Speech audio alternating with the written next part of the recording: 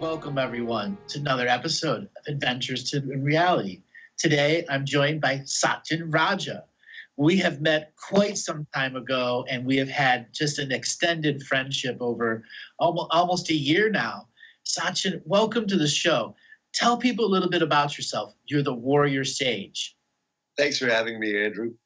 Well, the essence is at this stage in my life, I consult and coach leaders in various business industries who have a penchant for spiritual realization and creating a life of equanimity and flow and equilibrium.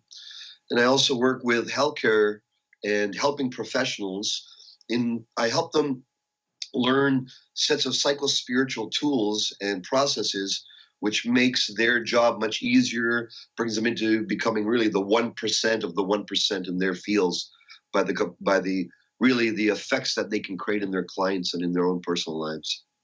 How long have you been in this field now? Well, I started very young in martial arts in terms of coaching and guiding people in the ways of Shaolin Kung Fu and the psycho-spiritual physical dynamics that came with that. I started that when I was a youngster. I was initiated into a very austere, traditional, spiritually evolved Kung Fu school. And I was very lucky and very blessed and very fortunate to have teachers who were far more than just ones teaching the physical aspect. They were teaching the totality of martial arts, which is a self-preservation, yes, but it's also self-perfection of being. So that was my roots, and I've grown from there, variously studying with many different masters from many traditions. All traditions around the world has been my voracious appetite to absorb the wisdom that all great, angles have, really. So you had your own kung fu school, and then moved on into the bigger industry of coaching, working with spirituality. What was the jump like from being a master teacher of kung fu into something greater, like your work at the level that you're working at now? Well, what had happened was one of my mentors gave me a loving challenge and gave me a spiritual nickname at one of his events, and it was suffering while waiting. Zen koan that burrowed into underneath my skin, because I was able to, by that time, many years of dedication, running a martial arts schools and the various business attached to that, with my eyes closed, I could do it with excellence. And so I wasn't at my edge anymore. And he sensed that and gave me this loving challenge to, okay, what's your next capacity? What brings you to your edge where you're serving more, you're sweating, you're a little bit vulnerable. And that was my impetus to go out and start bringing this path of the warrior sage, which I had synthesized and learned from all my various sources of influence, and started bringing that out to the public underneath our organization called Warrior Sage. And that was in 99. And my wife and I, Suzanne, have been giving trainings on sacred sexuality, sacred relationships, tantra, as well as money mastery and higher states of consciousness combined with practical applications of life, bring it all together. So that's been our passion, And in that bringing it all together is the message of what today's show is about: belief and our ability to suspend belief, to create belief. Now let's start with some nitty gritty. Both you and I have had so many private conversations that we get to put the curtain behind the Oz here and say what's behind the mechanics of belief. Certainly. Well, I know we've had a lot of fun diving into that, and here's the warning for everyone who's listening here. What I'm going to share, and I know what Andrew's going to share, is from our experience. That doesn't mean it's necessarily your experience, no matter how phantasmagoric it may sound. This, for me, what I'm going to share is an actual living, tangible reality.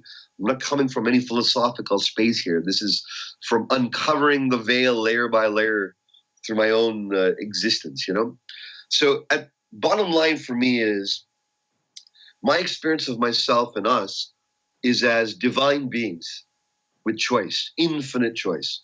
We're not located anywhere. We're not in time or space. That's something of our co-creative creations that we bring forth into existence so that we can have relating. If we were just divine beings in hyper non-dimensionality, then there wouldn't be any extrapolation. There wouldn't even be this conversation. There wouldn't be any him or her or any type of duality for any sea of experience to be exchanged through. So having that as our core, we're a divine being with choice. If I wish to relate in this world with you and others and otherness in the form of otherness, multidimensionality of coexistence and co-experiences, then I got to be in a substratum, a sea of something. Well, that sea is consciousness. The fact that we are conscious of our consciousness and conscious that others are conscious or not conscious or at varying states of consciousness. This is the gift we have, I feel, as a divine being with choice, a natural inherent capacity. And when we as a divine being with choice make a decision from this place that's transcendent of any time, space, energy, dimensionality, matter, energy, space, or time, when we make a decision to accept, to deny, any type of decision, that decision cascades down in this temporal sea of relating that I'm having with you. So I'm relating with you as a being in time and space, as well as a divine being that's transcendent to time and space. It's both. But as I relate to you, that relating trickles down into the world of images, mental images, which we see versus the reality. That are stored in memories, which are light. Exactly. So images, thoughts, which are tracks of beliefs and understandings. So part of our consciousness is hanging out in a reality where the thought dimension is there. And then there's images, thoughts, then there's feelings and emotion dimension, which is where we have this visceral feelings that give us this sense of humanity and all the scales of emotion, from limiting and darker emotions all the way to liberating and ecstatic emotions. And then we also have the realm of body and body sensation, body manifestation, images, thoughts, feelings, and body sensations. This is the spectrum in which we as a divine being is having this gaming experience with other divine beings and existence itself. So you follow me so far? Of course you are. Is that exchange of contrast, charge, and polarity that ultimately creates the sea of awareness, which metaphorically, whether we're two tunas in the ocean or two human beings, we're each here for a specific color-based purpose. Exactly. And so for me, what a belief is a belief is something that we as a divine being, first of all, to have a belief, I feel we have to be wearing an identity. So if I have, I have to be, like, let's say, for example, I'm relating with my wife, Suzanne. Mm-hmm. If I'm in the identity of businessman, running my business, and I come home and I'm still in businessman identity, it'll be depolarizing and not too attractive to my wife, who would rather have me in the husband-lover mode of identity. Same vice versa. I wouldn't want to meet her when she's in a sports mom mindset. That's very valuable when she's going out with her son or daughter and taking them out somewhere or being a helpful mom, but it doesn't make for great passion. So to me, an identity is something that we are occupying either conscientiously and consciously, or for most of us, haphazardly through automaticity and charges and obligations and what we've been programmed to be. Okay, listen, when you're around this authority figure, be like this. When you're around this person, be like that. All these natural type of faces and identities we put on, all unconscious, all going on beneath our awareness. But I feel when we bring ourselves into awareness, what identity I'm in now. Well, listen, if I'm going to go and do Brazilian Jiu-Jitsu and go on a competition, I want to be in the identity of a world-class fighter, not the identity of a pacifist. Exactly. Now, from that identity, then the beliefs emerge. In identifying the belief, you got to understand what creates the belief. You had said before, imprint. Let's take a look at some of the archetypical concepts of imprints we get from our mothers and fathers that greatly influence at a much older age that we don't know is a subtle influence. Well, we're picking up data from our environment all the time. What happens is, as a divine being with choice, we enter in this world of incarnation to have this type of incarnated experience, life school experience, to simplify the concept. And when we're having this, we actually have to go from infinity to restriction to remember what our infinity is like. If we're playing the game of chess, although chess has many permutations, I still have to limit my capacity as a human being and only move. This piece can only move this diagonal amount. This piece can move like the letter L. This piece can move one move, but at the beginning it can move two moves. Every piece has its assigned limitation. You as a divine being can move any piece any way you want. I can. But there wouldn't be any game unless you and I, and we, all of us, co-created a restriction upon our infinity so that we can have a co-creative involved game. So we start taking a look at our restrictions as a co-creation rather than a limitation. That's one of the first ways to recapture belief from automaticity of imprints to the freedom of choice and humor and the lightness of soul. Taking the finite point of view as a limitation and flipping it and saying, in finiteness, I can have infinite point of view now by actualizing spirit here and blessing it with my presence. Exactly. And another way to transform beliefs directly and to, unlodge ourselves from fixated identities. See, from the yogic perspective, any identity that's fixated. So if I'm in the identity of I was hurt as a younger person, and so now I'm nervous around being around loud people, and I go into a type of identity of the victim or the scared one unconsciously, then I could be older, go into a social situation, a business situation, and not knowingly, someone who has some imprint of some remembrance of some other experience in the past, just all unconsciously makes me cower and relive the imprinted experiences I started off with. Now that's going to limit the spectrum of my capacity. We all know this. Mm-hmm. So how do we change that? Well, one of the ways to recognize is what I've discovered, which is really wacky humorous, and it's the ultimate joke and spiritual game we're playing on ourselves, is the very thing we didn't get enough of from our parents. So if I wanted more personal affection, more personal attention for being seen as one, Satyen, you're an individual. You're not like the rest. I didn't get that. I wanted to be seen as that, and I was sort of forced to be like the rest, to fit in or to have this type of career because my parents thought that would be the best for my life. It's true coming from their experience. Yet, whatever I didn't get enough of, which for me was individual praise from my uniqueness, guess what? We seek it unconsciously through life. We seek it from guru figures, spiritual figures, from God. We project God to fill that. We project it on our life partners to fulfill that need, to give us the authority that we wanted, the loving guidance that we never got, perhaps from a fully enlightened state. Our parents weren't fully enlightened. But here's the warrior sage secret to turn it around. Give the very thing you didn't get enough of. So now what I've become skilled is seeing people's unique talent and zeroing in on it and flourishing and nourishing it, making sure they do nothing else except their highest, well-honed actions to create the most amount of movement. That's my gift.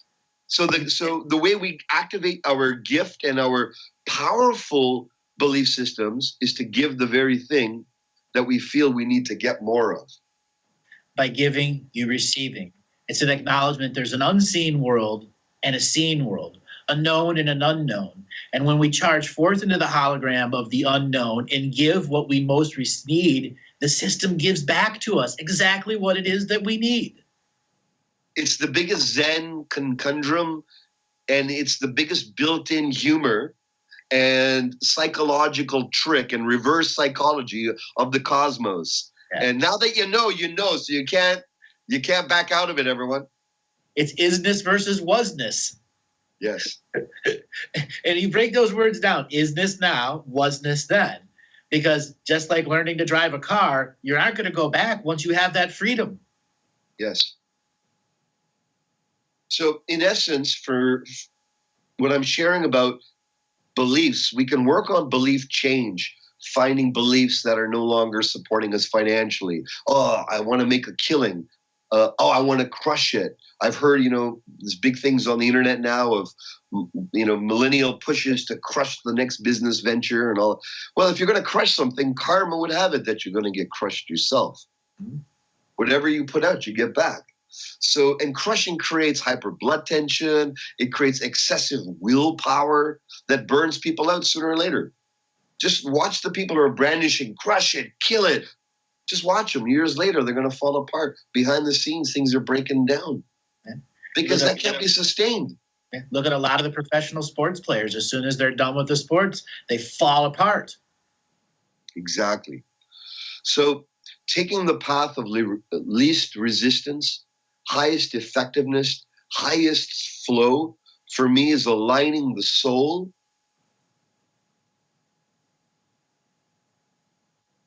the feminine self, we can call it many different things, the depth of our being, with the power of our mind, the power of our capacity to visualize and create and organize and instrument and implement and follow through.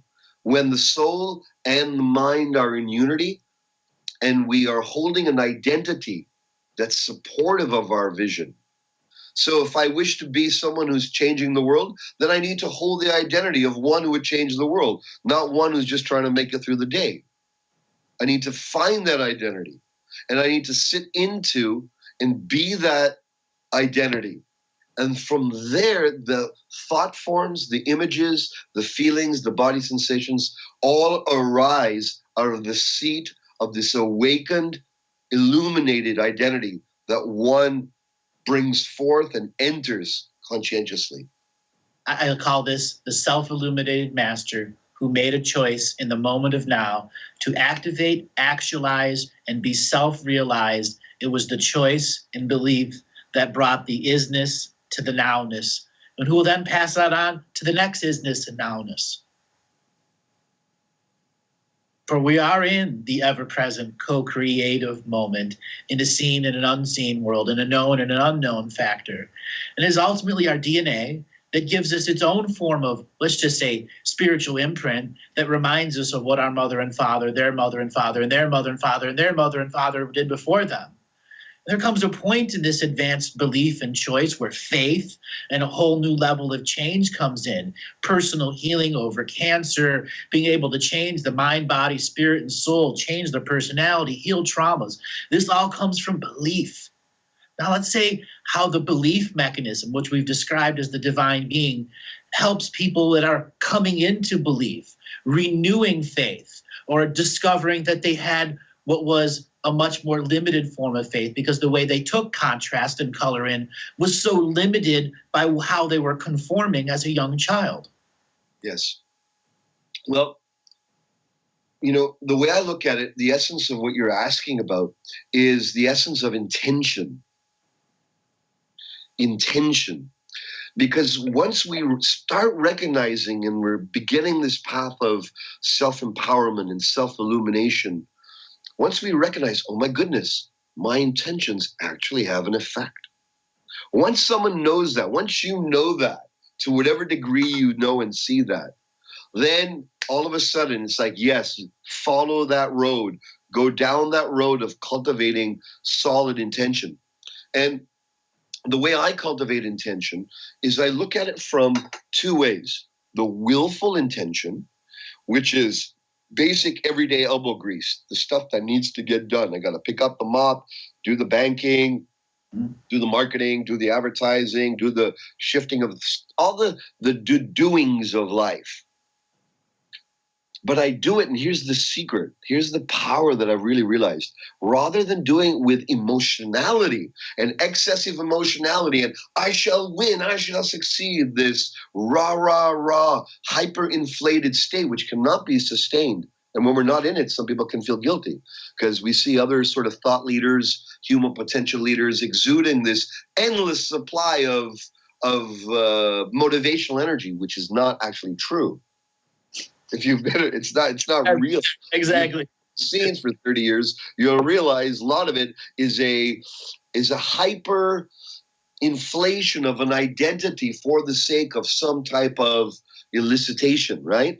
And once we can drop that excessive willfulness and lower the importance of the emotions that we utilize in going towards our goals. It's paradoxical. It's like almost a Zen Taoist approach of saying, okay, here is my vision. I wish to have this life experience. I want to go travel here. Wish to have this type of house renovation. I wish to have this time with my family and go on these, whatever one's soul's longings are, to feel, to know, to have that intention for it. But the beauty is as we lower the importance in that, but do the actions, the willful actions from the mind that move that forward, then it starts coming towards oneself, towards you. Less power is needed, less mental pushing is needed, and physical pushing is needed. It's not that it's effortless, it's without struggle. The law of focus says that what you focus on will be your reflection. When we take our reflection as energy to continue more focus, we understand the divine co-creative aspect of our unseen self motivating us for greater forms of experience of the self. This is the divine capacity within us. The mammalian, human, biological, mental capacities is that willfulness, the body drive for survival, the pushing forward for our needs and our wants, and the hierarchy of Maslow's needs. That's that. But once we get to those higher levels, we're able to become strong or activate our primary mammalian survival capacity. We get healthy with it. There's another aspect of us that's thirsty, and that's the higher centers of our consciousness, the heart, the ajna, our third eye, our sacred voice, our sacred connection to the all that is-ness of all existence. These things are naturally yearning. And in this time, this era, and I know for sure everyone who's listening to this, part of this circle, is already touched. They are already tapped in. They have already been seeded. Your seed is not only growing, it's flourishing and growing in waves and emanating outward for the sake of all beings. This is a time where if we can hold the identity of who we need to be to serve the world in a way that our soul really yearns for, hold that identity of us doing that, then I really know that the universe folds, it moves, it warps, it twists, it reorganizes itself from our lowered importance to fulfill the destiny, the blueprint, the highest DNA architecture that's inherent in our divine self. It's here now. There's no delay. There's no delay switch. Part of what you just described is the mechanism of awakening. And I liken it to this metaphor. If you look at an hourglass and you see the sand coming down and there's a big pile of sand, inevitably there's going to come a point where there's one too many grains of sand and the whole pile falls apart, but reorganizes back into a pile. And that is what the reorganization of mind, body, spirit with the higher inner co-creative self, making it here, present, now. So we ultimately, in a limited state, have an unlimited point of view that is heart-based, is mammalian-based, but still has a process of fight or flight attached to it because we are still emotion-bound beings in color, contrast, charge, and polarity. This place would be no fun without it. It is part of us, agenda-driven beings. Our higher self or unseen world is the non-agenda side. And a faith into the non-agenda side, with some of those more deeper faiths that go, deep into that process, they have a more expanded point of view to doing that. But in this matrixical way of communicating teacher to teacher, student to student, world to world, internet to internet, we have a unique opportunity to assist people in understanding more of the fundamentals behind intention, how a choice point creates a series of choice points of adherence, what we believe in. When we start peeling back some of our older beliefs, doing the self-healing and the self-nurturing, we get to our core beliefs, life purpose. What is the true factor of my intentionality behind life purpose? Whenever there's any type of charge, meaning any type of electrical disturbance or emotional disturbance, I like to look at that as an entry point of investigation and self-inquiry. Mm-hmm. So rather than, this political leader, I can't stand them, or this neighborhood person, I can't stand them, or this family member, they did this to me. Whenever there's any charge, we can deny the charge. We can make others responsible for the charge. And there's usually some degree of that in there. We can be overly spiritualized and say it's all within us. There's truth in that. And there is truth that some people can be jerks.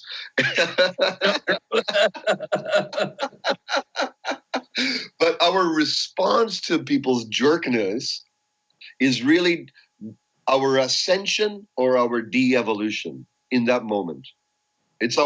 We can capture the spiral to take it upward, or we can capture the spiral and let it degenerate downward. That's the pristine moment of that capturing of the spiral to take it upward through choice, or let it degenerate through choice and automaticity and charge. Let's all aim to bring pristine, juicy, rich filled awareness to that delicate moment of the spiral ascension or the spiral descent, right? And once we just become even aware of it and illuminate that moment, then we can say, okay, damn it. The simple way, to take a look at one's charge or, feeling negative about something or any type of emotion that's not, how can I say, a good emotion, let's say a good positive emotion, is to take a look at, and the question immediately, once you're aware that you're in a charged state, celebrate. The fact that you're aware that you're in a charged state is a huge boon to your spiritual growth. The next step is then say, okay, now that I'm aware I'm in a charged state, what have I invested too much importance into?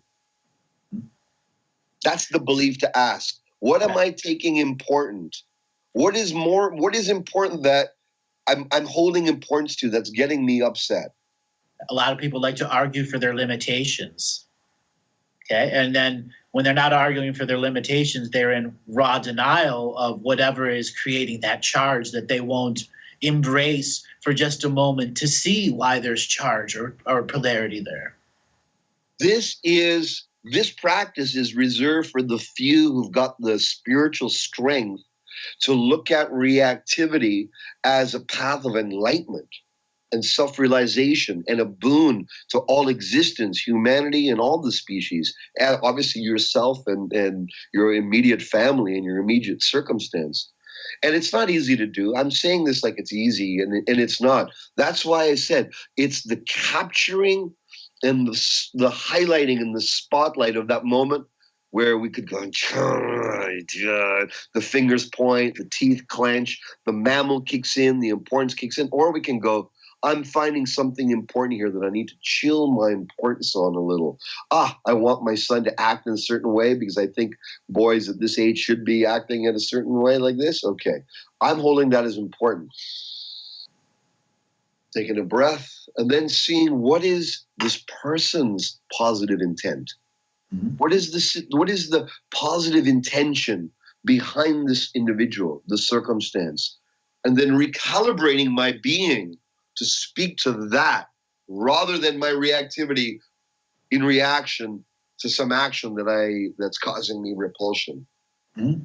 It's recapturing that moment and going divine being to divine being, that and keeping that tunnel clear in the midst of all the rubble and reactivity pouring down. It's like, no, you clear it. I want to speak to you, soul to soul. I want to stay soul to soul, infinity to infinity connected. That's a lifetime cultivation and worthy of practice, I believe. It's very cool the way you put it. I want to add another layer, as you were saying, the mother that didn't want the child to go one way, and I got a very visual representation, and I call this the chameleon takeover, where the aura changes. All the potentialities of charge and polarity are in there, and it's that spiral descent of taking that negative charge out of the aura and making it as manifest action, inaction, passive aggressiveness, direct action, violence, whatever it is taking the charge from that world that's around us, and like the hourglass, once again, focusing it down to a laser focus, and not for the altruistic good of potentials, because we have precognified the negativity. Yes. From the warrior sage traditions, we look at all negative energy as something to draw upon, just as powerful as positive. Absolutely. You push it away. You transform that negative energy. You capture it for evolution, because it's in those moments of most charge that our beliefs are least free, and our beliefs go into the most deeply programmed and automatically induced versions of ourselves. Yep. And it's not necessarily the prettiest or most enlightened aspects of ourselves. That's the place where we got to start. We can do all the light work. Yeah. And that's all valid, doing all the light work, all the positive affirmations, all the amazing, I know you do these very powerful declarations and contracts to bring yourself out of these imprinted matrix tentacles that are within us in all sorts of ways. And what I'm saying is, if we start saying, as a warrior, as a sage, these are all for my good, even this past, I will utilize these forces to make myself a greater being, a higher demonstration of the capacity of my divinity, rather than anything else. We can utilize that, and we are doing that just by being here. It's turning on and turning on and turning on. That unlimited point of view again, even in a finite situation, scenario, or belief system, the infinite point of view is always one thought away. And all that infinite point is, divinity flows now. And it is my responsibility and my mantle responsibility to my future selves to be impeccable in those moments. So the fullness of my spirit is actualized. So all potentials of my greatest growth, greatest good, and the altruistic beliefs that we create as intentions becomes manifest for a greater good. Oh, I'm right with you. Yeah. I love that. I want to take a little bit of twist here. A lot of times when people watch television, learn from teachers, read books, we have this term that's called suspension of disbelief or suspension of belief. It's a term that was quoted in the late 1800s about poets who said that the stage that you come to determines how much you believe in said subject. A stage product versus a TV, and it's evolved as its own school of thought, but it applies directly to the people we work with, who are fundamentally about belief in the greater self. In Zen, there's a state of emptiness where you consciously suspend all your beliefs. When you enter a place of ritual, deep dive meditation, I lead these Kensho intensives where no matter what I've learned, no matter whoever's learned whatever, we do our best to drop our identities, our specialness, all our philosophical wisdoms, and we leave it at the door, and we all come in as pure as beginners, and we suspend our beliefs so that we can do these Zen koans, questions like, who am I? Now, I can answer that 1,001 ways. But when I go into this type of pure Zen zone, it's like a dojo for the soul, a martial art dojo. I can't go in with what I know. I got to go in clean, clear-headed, straight, investigative, um, open to what's new. If not, I'll be stuck in my own past. And then what used to be yesterday's illumination becomes today's jail, right? Exactly. Becomes today's religion. Yeah. Yesterday's enlightenment becomes today's fixated belief system. And that's an enlightenment trap, ultimately, which so many people find themselves in. And inside enlightenment trap, the ego flourishes and tries to control time. I remember, I'd spent years studying Shaolin Kung Fu, and then came UFC in the 90s, early 90s, and I saw Royce Gracie, this practitioner of Brazilian Jiu-Jitsu, which at that time I knew nothing of. Very few people knew nothing of, at least in the circles I was in. And we saw this man defeat everyone. And then he was coming into town to do a seminar. I said, let me sneak in. Let me go in and see what this is about. And one of his, I think, nephews, 14 years old, was having me squeal like every 14 seconds. Like, and I'm like, I've been training for years. This is a youngster. Yeah. And my suspension of belief, either I was brought to it by these guys, or I can come to it through humility, or I can be brought to it by being toppled. Out. Literally. So I say wisdom is the embracing of new knowledge from peers, the embracing of new knowledge from mentors and coaches, the embracing of knowledge and insight and various viewpoints from readings and books and materials and teachings. And that, you have to absorb. You got to eat, you got to chew, you got to digest. But then we also have to eliminate, discard what's no longer useful, or else we'll be impacted and be full of spiritual and psychological, what do you call it when your stomach's all banged up? Constipation. Constipation, yeah. We got to have a spiritual and psychological enema just as much as we put in good. We got to let out stuff that's no longer serving. And that's the suspension of belief. Beautifully put. When you get into that nitty-gritty of what he just said, that suspension of belief, you're getting back to that truly happy, enjoyable state. I'm learning. So many children are brought into school and the joy is taken out of learning. So they have a tough time just understanding what you and I are talking about and the essence of passing on the essence of the experience of suspension of belief. Having a 14-year-old kid, making you do all that stuff to a martial artist versus a CEO of a business coming and trying to learn meditation in a bunch of room that's 40-year-old women, each with their own process of getting to there. And that may have its own competitional or non-competitional factor. What's more important, what's harder, the jiu-jitsu versus the meditation class? Oftentimes it's the meditation class because at least there's a physical outcome where you can get to a point going, I'm tapping out. And I've learned the experience of, hey, there's something to this style. Exactly. In the same way as meditation. But there's no tap out moment. There's no way to test it, right? Yeah. Here's a very powerful warrior sage practice to suspend belief. And it'll take a minute to go through this. Okay. And it's called sunyata. It's the space that's here prior. Sunyata is what the Buddhists, the esoteric Buddhists, describe as the state of being or consciousness that's prior to the arising of any temporal reality.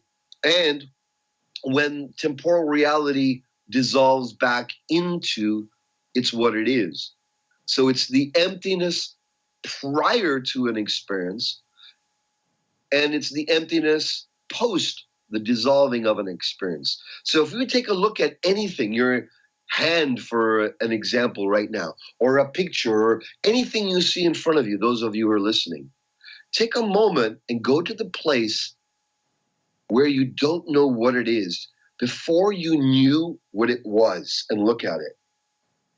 You'll find that you'll keep forming around knowing what it is, but pull yourself back to the behind your nape behind the back somewhere of your head and see your hand or some other object as if you're seeing it brand new with no prior knowledge of what it is or its existence. See if you can be there for a few moments.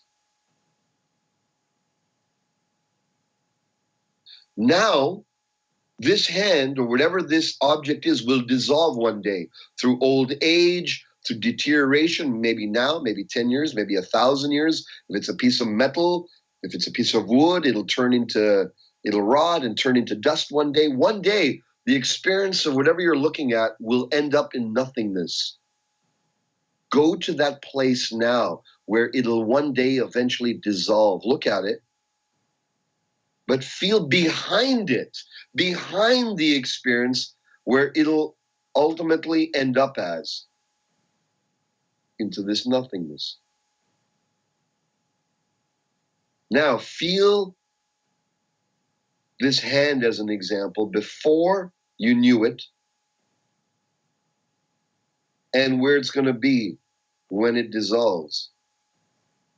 And know that it's all made of the same stuff, everything. Back to oneness. That's how you suspend belief. And for me, that moment when I saw the hand in the void space, I guess call it the void space, it's where I realized we're all a one. There is a law of one, a law of two. It's past and present. But the future has to exist when the present being wants to create more. And this is where intention and suspension of belief allows us to get to our highest life purpose, determine what skill sets we want in our life. Martial arts was the way for you. The path of the shaman was for me. And there are others that have discovered paths, life walks, but ultimately still looking for that individuated knowingness of purpose. And the technique with the hand can also be done with one's individual purpose. So many people come to me and go, "What's my purpose?" And I cringe for a second. I go, "You don't know your purpose," but I realize why. They have never had the joy of learning about themselves.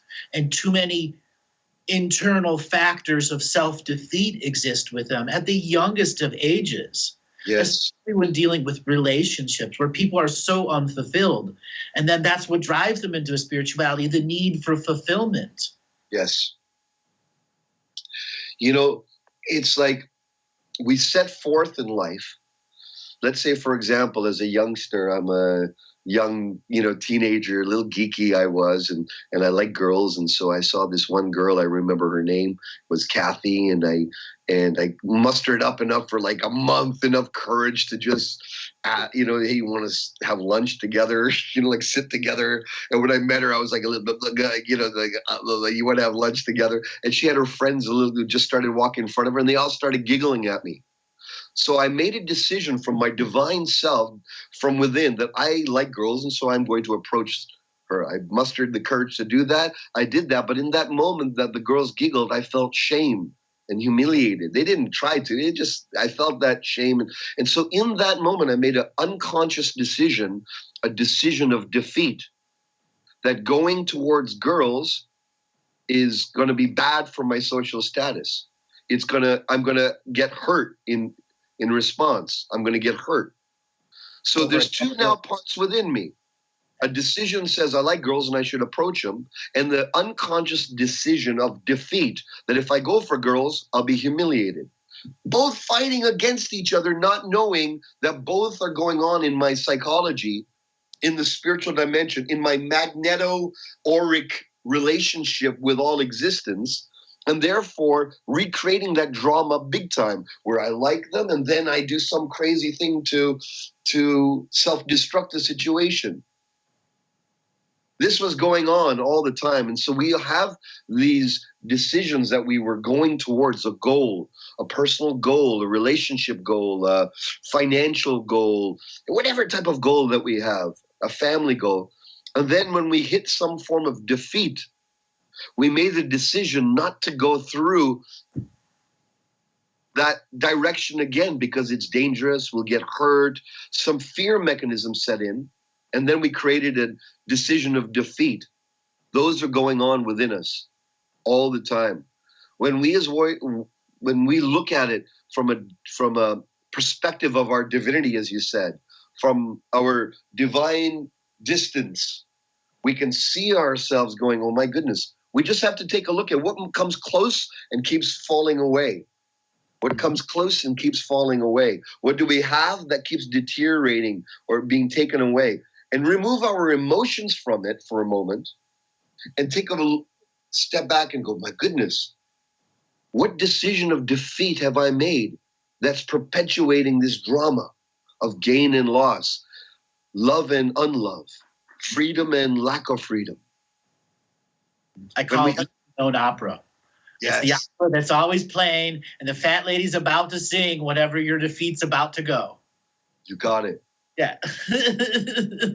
So this is one of the things that we can do as well to really recapture our power of choice, to recapture our power of beliefs, is to take a look at, have I made beliefs in the past which are based on defeats? And yes, most certainly we have. And most of them were at a body level, were not at a verbal level. They were made by some defensive mechanism within us which doesn't want to recreate the negative again. A lot of people with body-based trauma from abuse will avoid relationship issues or closeness or love issues, so on and so forth. And as they get older and realize everything is compartmentalized without free access to the self, they ultimately become OCD or some other aspect of a word that we can use that's related to that, because that's their only way for them to create some form of semblance of balance, even though it's already in the self-perversion state. Exactly. Because we have that original decision with the decision of defeat, both in diametrically opposed directions, happening simultaneously, which creates continuation of the shock, the trauma, the discordant nervous system, the anxiety, the tension, the propensity towards struggle, and enervation and acidity of mind and body. And that just landslides, continues. The vicious cycle over and over and over again. Repetition, no illumination. Yeah. And a lot of people, they end up taking some form of medication, and then there are those that make the intentionality, I'm going to make change. And both you and I have seen countless people, those that have chosen the medicine have spiraled down, though may have moments of balance. Those that truly did the self-healing, did the self-nurturing, did the belief system change, spiraled up in joy and happiness, discovered life purpose, and went out there and were really good people until such a time, the next challenge, the next trial and tribulation, in which they use the, what I call, a la carte belief system. What's in here in the moment that helps me now is my greatest benefit. Oh, this is, a beautiful journey we're on. And there's going to be moments, it's like the up and down and cycles like a roller coaster. Yeah. Yet there's an artistry that we can play life with.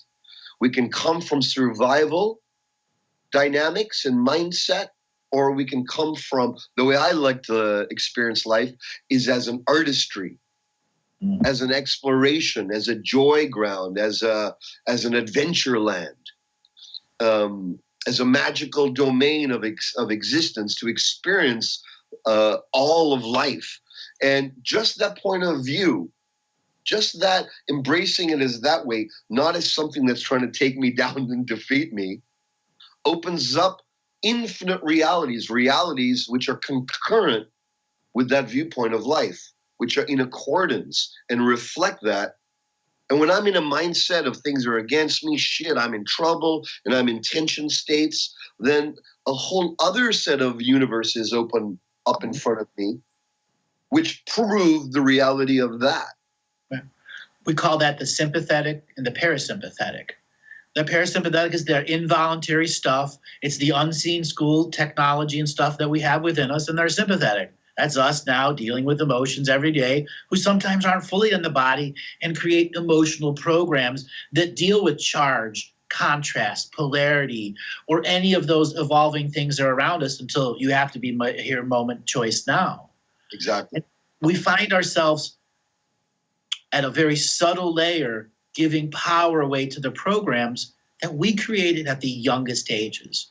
Now, the contract revocations and the invocations I do are designed to target the youngest ages imprint, so you can see the different stages in which a one or two very interesting beliefs completely change the belief of a 20 or a 30-year-old to be a Trump supporter, to be a Clinton supporter, to follow absolutely nothing and be an atheist.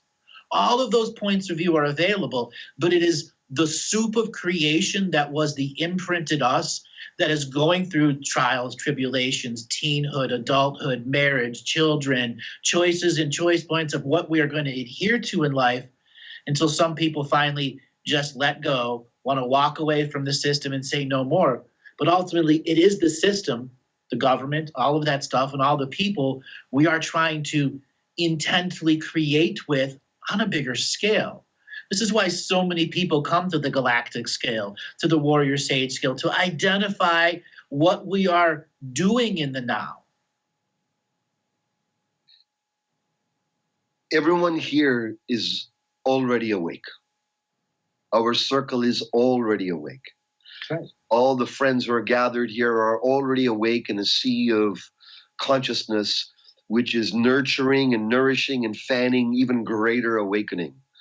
And so we can happily acknowledge that within ourselves, that we're here, we've made it to this. The fact that we're even receptive to this knowledge, this transmission, this wavelength of discussion and beingness, it means that we are the leaders of expanding this consciousness and not followers. It means that we are the self-chosen ones, not chosen by an external authority, but we are self-choosing self-realization, true empowerment coming from the heart, coming from our highest divinity. And what's powerful about that is that we get to experience it with others in a collective empowerment, in a way that's powerful, in a way that brings our energies closer to each other and gets us pinging and inspiring and electrifying each other to live greater purpose. And so I'm very honored to be in this circle of transmission and a confluence of divine beings that you gather, Andrew. It's quite amazing. I can feel all of them here simultaneously from all times. Well, as you know, 20,000 simultaneous worlds existed on. In the last, let's just say, several months, I've taken a very close look at the belief system that I created for that at a very, very young age, that I was imprinted on by 20,000 celestial worlds. And I understood each and every celestial world came to me and it gave me a choice point to adhere. Am I living there or am I living here? And I said to each celestial world, I'm simultaneously living there and here. And as soon as I acknowledged that, I was already simultaneously living there with complete efficiency and very little effort to have to do that, until another choice point came. And another choice point came where I said, I will talk about this public and use the colloquial now as a signature frequency teacher of the I am moment, who understands whatever is in unknowingness now in the collective audience is in my awareness, but it is only there for the altruistic purpose of those able to ask the intelligent quotient questions that bring emotionality, charge, contrast, polarity to the surface, so that we can individually uncompartmentalize it and engage it with the whole.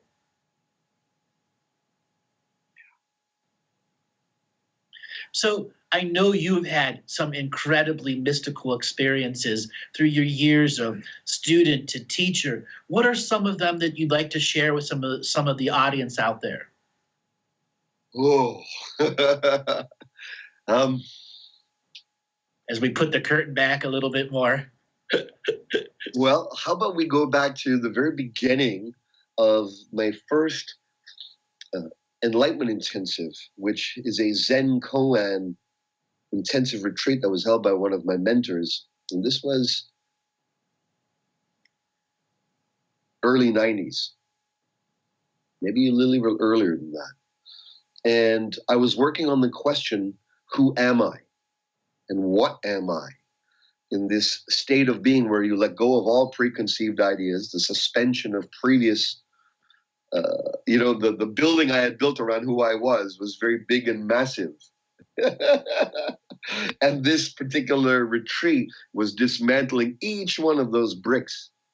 And then on one of the breaks, I was so frustrated. I was like so in the mind of like I wasn't having this enlightenment breakthrough that was promised that would happen when all the bricks have been dissolved. And I was just praying for it and banging on the ground, and I just gave totally up, smashing on the side of the earth and around this little pond. And then I just fell into the ground because I was exhausted too. I had been doing meditation for days with earnestness, early morning to late night, without breaking through. And then all of a sudden, everything opened up. And it wasn't white, it wasn't black, it wasn't in time or not in time. All dualities had dissolved. Mm-hmm. And I was in a space of direct knowing of truth, the truth of all existence, who I was, what I am, what life is, what another is. And all divine knowledge was pouring in of any topic, any circumstance, any place, any era. Not specifics like mathematics but truth in itself. The essential, naked, undressed truth of existence was right there. It's like every koan a Zen master would throw would just open up as I put any attention on it. And from that moment on, a profound inner peace took over in myself. It was like a knowingness that knowing can always be known. There's nothing else unknown anymore. Yeah. You fulfilled the unknown's purpose. You have made it known. Yeah. And it's not like I knew everything. You needed to know what you did in the moment. Yes. I have such a similar experience, except I was 9 years old at a baseball game. And that's where I began my simultaneous experience of knowingness of what is in my unknown world now. It's where I began my metaphorical training in Grandmaster of the Self, Grandmaster of the obvious in my unseen, unknown world. For we are always making the unknown known. That's one of our fundamental purposes of reality. The oneness of the universe has given us this spiritual mission to go make unknown things known so we can learn about itself. And along the way, we get to color the experience, take the scenic route, do the drop off the side of the cliff. Heck, we can parachute in this life if we want. Planes? Who needs airplanes? Little piece of silk holding you up in the air. Or the belief that one can attain a new level of consciousness manifest with the body, such as in the great skills that the yogis do, the martial artists do, and countless faiths that have their own expression of bringing the divine into the body and making mystical right here, right now for everyone to see. Now, this brings up one of the toughest questions that teachers get to deal with. How do we help people off the nipple of instant gratification? Oh. We've got the setup. Now we've got to attract why humanity is stuck in instant gratification. Oh. You know, this to me is the biggest unknown. The way we get unstuck from instant gratification is starting to cultivate a culture once again where depth, D-E-P-T-H, depth of being becomes the highest virtue, becomes the ideal, becomes honorable once again, becomes cool, becomes valiant to attain. Right. Becomes something that noblemen, kings, queens, leaders wish to strive, not influence, not power, not reach, Um, not likes, not shares, not ticks, but depth of being. And whatever that takes for oneself, whatever path or confluence of paths or cultivations and practices, or just checking out of the matrix of everyday mechanical mindsets, the cultivation of the depth of being, the holding it as the highest virtue, to me is the only solution to what ails us on this planet, individually, collectively. Because it's from that depth that we can feel our unity. We can access the wisdom, not the technology, not the smarts that's required to bring enlightenment, but the wisdom that's required to bring wholeness and unity and peace and ultimately ecstasy and divine cooperation amongst the ecosphere, amongst the biosphere, amongst all beingnesses here. So that's the essence for me. The holding, the cultivation, and the enshrining of depth, and being loyal to that and devotional to the search and the cultivation of our ever growing and deepening depth. that is a way to take the mechanism of instant gratification and show action turns knowledge into wisdom. By allowing the depths, creating the depths, actualizing, activating the depths, emanating the depth versus emulating what you see, truly being that essence of emanation of the depth of character that you are, that says, I don't need the instant gratification of that in the moment, for I know it is already there. Instant gratification is a shallow substitute for eternal depth. Beautiful. So many people are stuck on it because they learn about the dollar, the yen, or the mark, whatever it is. It has such a imprinting valuation into them that instant gratification is so easy because it's linked to our reptilian medulla, which is fight, flight before love. You know, it's for me, it's not either or. It's let my decisions be sourced in my depth. Not let me make decisions from superficiality and then decisions from depth. Mm-hmm. Let me make even my superficial decisions from depth.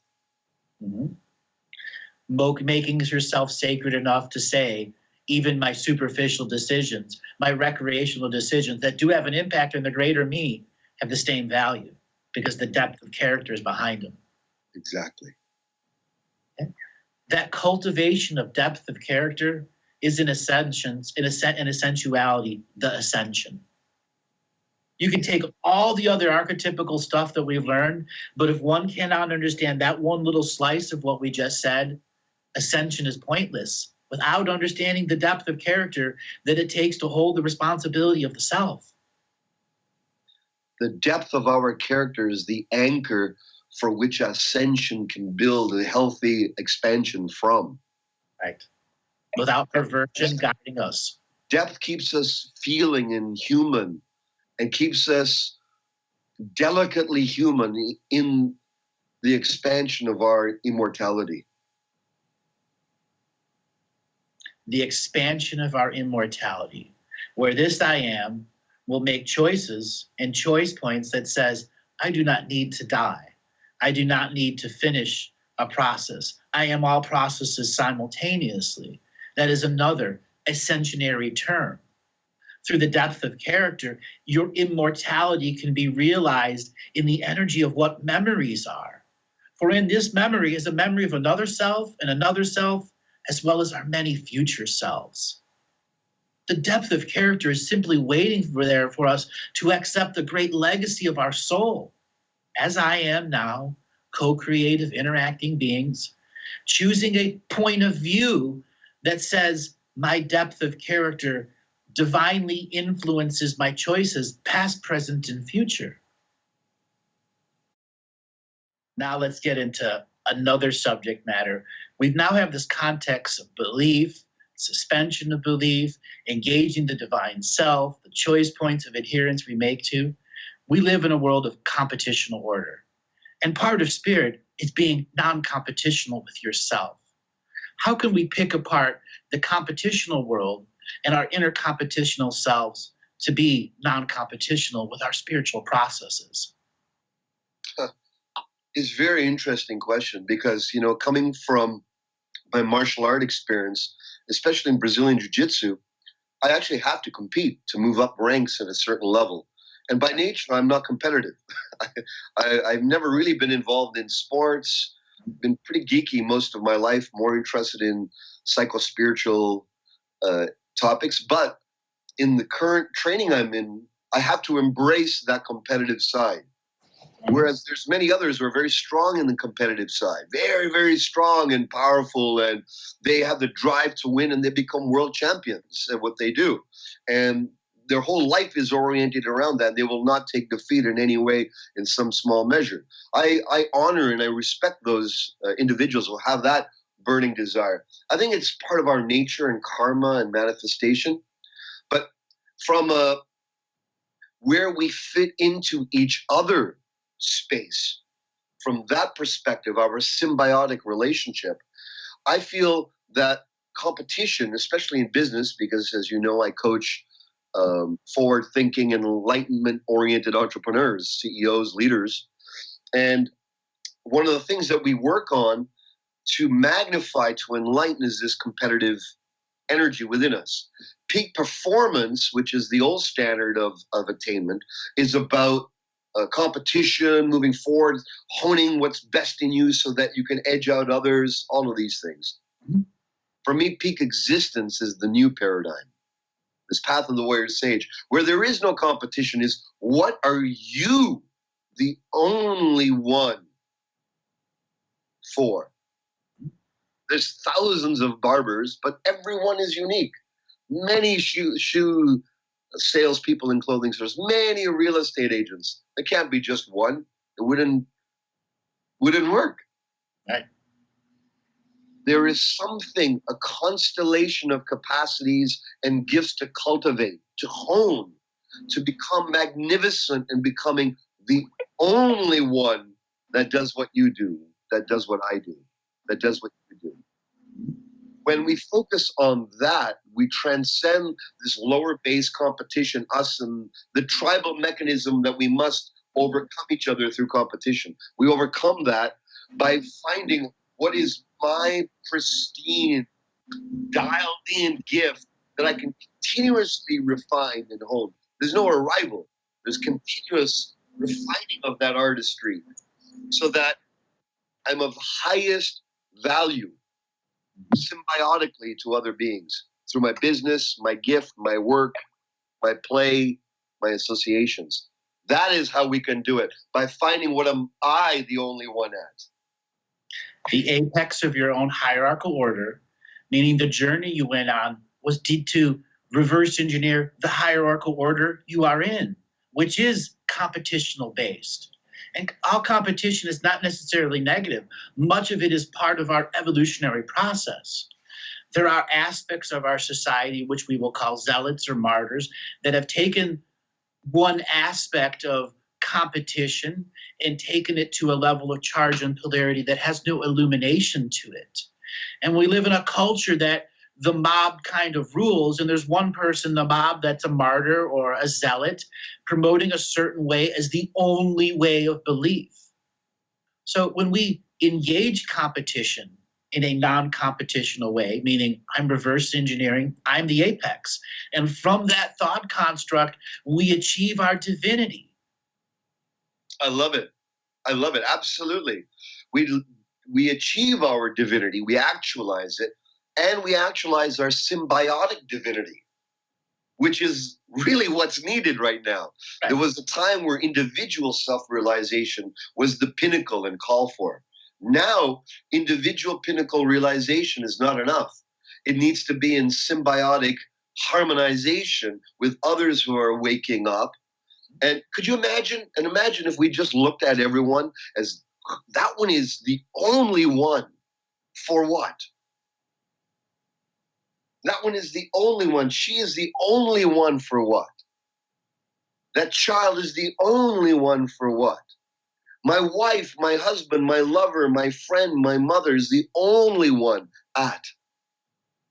And it's that expanded, heart thrusting, open, investigatory consciousness that from the heart says, who is this one, the only one for? What am I the only one here to do in the only way? It could be a little nuance that your touch of massage has a little nuance that's different from everyone else's. Your opening ritual in your business is so uniquely different and unique than someone else's. Your leadership is so honed that it becomes a unique flowering of the spectrum of your consciousness, unlike any leader ever before. An artist with your charisma. Exactly. Charisma is such a part of our natural mammalian and reptilian existence. Let's say you look at the reptilian existence, they still have color changes in the skin, the chameleon side, the feathers, the this, the that. We still have this aspect, but our skin color doesn't change. It's our unseen auric frequencies that change. And our awareness being the apex of our own hierarchical order, and we look at a world where they don't even conceive the apex of a hierarchical order because they're still in basic hierarchical competition with their own ideological dogmas. It's, I really love the way you show people how the world is a set of constructs, a continuous constructs, either unconscious and ones to be enslaved in due to the degree of our unconsciousness and imprinting. And I really love your artistry of how you wake up the awake nodes in the midst of the go to sleep pills that are constantly being fed us. And I think these crumbs of wake up are really scattered everywhere by our divine self, right next to the pills of go to sleep. The red pill or the blue pill? They're right there. Right next to the cookie crumb. And what's the paradox? We can make it about dark forces. We can make it about the whole spectrum of worlds that are out there to keep us asleep.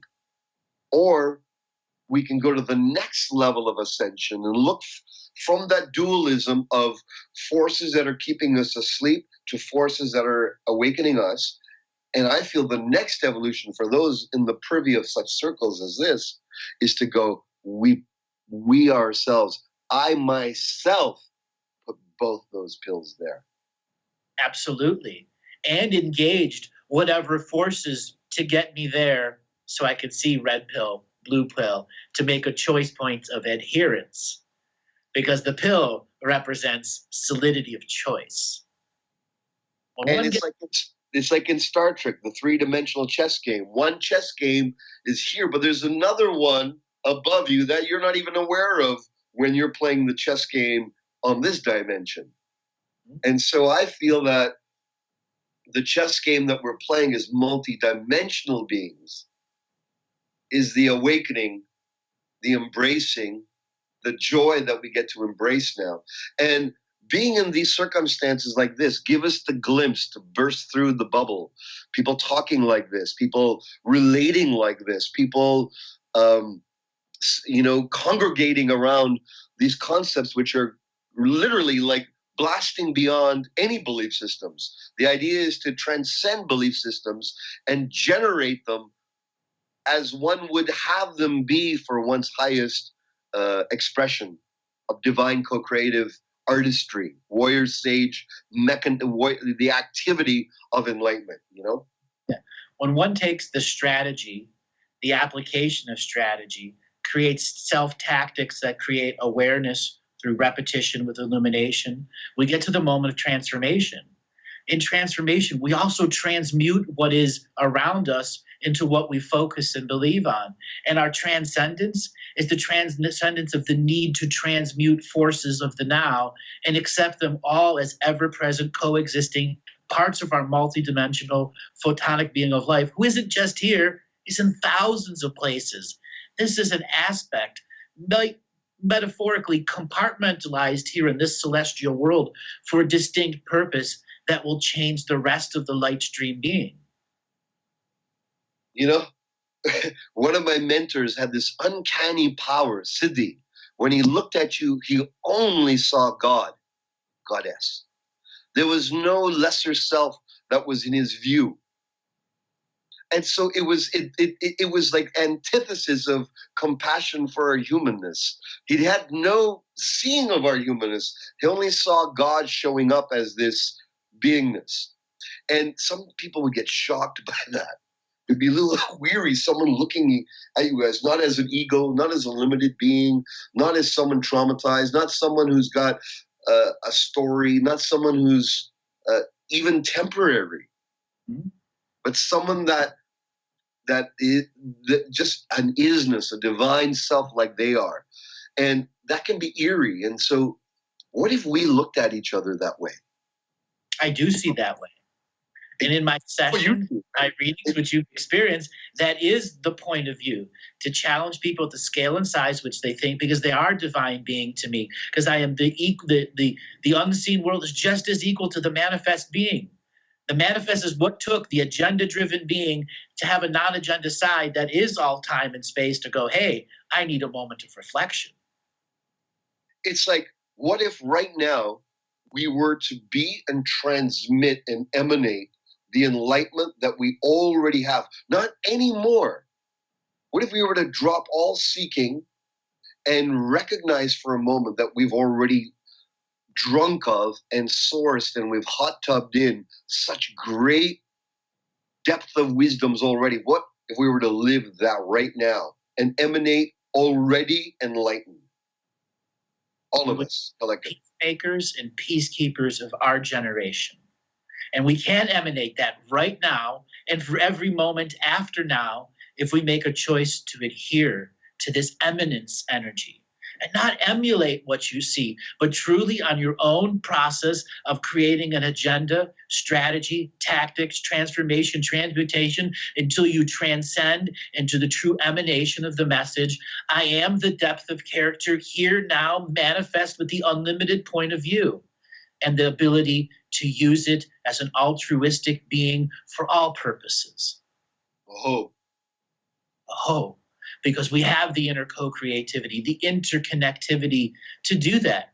It is a choice to truly reverse engineer, be the apex of all the hierarchical orders, transcend here so that what is everywhere else isn't duality, isn't separation. Isness is all that is, was, and will be. So we emanate this heart space knowingness through conjugated words. But since the very beginning of this interview, there has been an unseen conversation through the guides and guardians that both work with us in their unlimited point of view that is connecting to anyone that's observing even one word of this, even just a slight view, for we are in eminence here, peacekeeping the moment, peacemaking the future moments, so that this eminence of depth of character can be felt by all. For the sake of all beings. To truly unravel what love is in the now and its many aspects of creation and interconnectivity to the source that is one, that has lovingly created a vision of unknown frequencies for us to go and make known, not for predictability or precognition's sake, but for the joy of experiencing the journey. For ecstasy. And within ecstasy, the body is freed from all points of view that are limiting. In ecstasy, the body literally feels what the soul unlimited point of view is. It becomes the instrument of feeling. Let's expand infinitely in all directions. Go wide, including this continent that we're on, the world, feeling the world within us, expand infinitely beyond the solar system, to the galaxies, to the end of the universe, knowing full well in the unlimited stream of light you were here before there was a galaxy or a universe. Before the construct of the greatest construct was created, there was another construct, and when our light came a source origin from. We emanate to that non-point of view. Actualize, activate, all points in time, all potential time streams. Feel this eminence of peacemaking in the moment, peacekeeping for our future moments. And we share this in communion, in union with all free-thinking, sentient kind in the common moral code of do no harm to any other sentient kind. Do not step on the journeys of others, but know there are nuances that require our contrast, charge, and polarity so we can learn from each other in eminence. When you feel this, even for a moment, claim, and I am awake. I am awake. And by claiming that, you are the sovereign I am self, holding the mantle of self-responsibility, free of the constraints of a culture and a world, but still a part of you. An integral thing you will take to many other existences that are waiting for your presence and the eminence of your presence.